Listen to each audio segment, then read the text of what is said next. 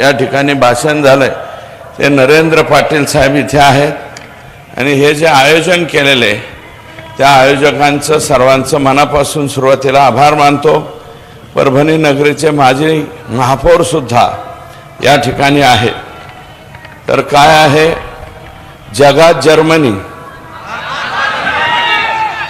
देशात परभणी असं या परभणीचं नाव आहे। बनी तो बनी। मी या परभणीचा 18 महिने पालकमंत्री राहिलेलो आहे, त्याच्यामुळे परभणी किती रगेले, परभणीची रग मला चांगली माहिती आहे।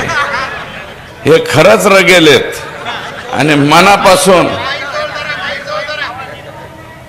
या ठिकाणी विजय वरपुडकर साहेब सुद्धा आलेले आहेत। माझं कोणाचं नाव चुकलं तर मला या ठिकाणी क्षमा करा।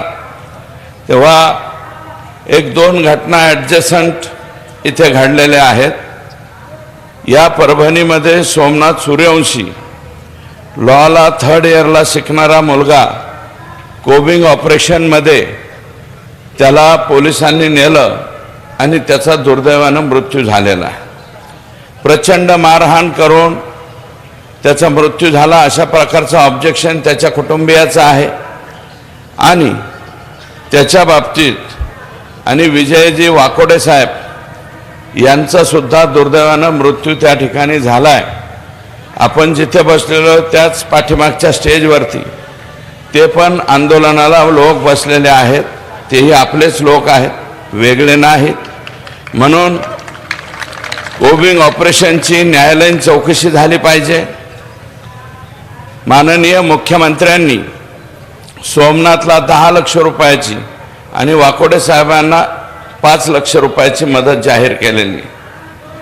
तर ते येत्या सोमवारी किंवा मंगळवारी सोमनाथच्या कुटुंबियाला वेळ देणार आहेत, वाकोडे साहेबांच्या कुटुंबियाला वेळ देणार आहे आणि स्वर्गीय संतोष देशमुख यांच्या कुटुंबियाला सुद्धा वेळ देणार आहे।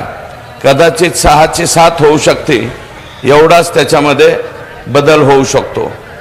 अशोक गोरबांड नावाचा कोणीतरी PI हा LCBचा PI आणि स्वतःला SP समजतो, अतिशय चुकीच्या पद्धतीने कारभार करतो। हा जिथे जातो तिथं काहीतरी उद्योग करतो, अशा प्रकारची तक्रार या गोरबांडची आहे। हा गोरबांड फक्त सस्पेंड नाही व्हावा, हा रिमूव्ह फ्रॉम सर्व्हिस झाला पाहिजे आणि त्याची न्यायालयीन चौकशी सुद्धा झाली पाहिजे, अशा प्रकारची विनंती इथल्या काही लोकांनी केलेली आहे आणि माझा पाठिंबा त्याला राहील।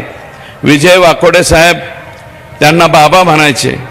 मी पालकमंत्री असताना अनेक वेळा काही जर प्रश्न निर्माण झाले तर बाबा 100% आम्हाला सहकार्य करायचे, म्हणून त्यांचंही मी मनापासून या ठिकाणी आभार मानतो।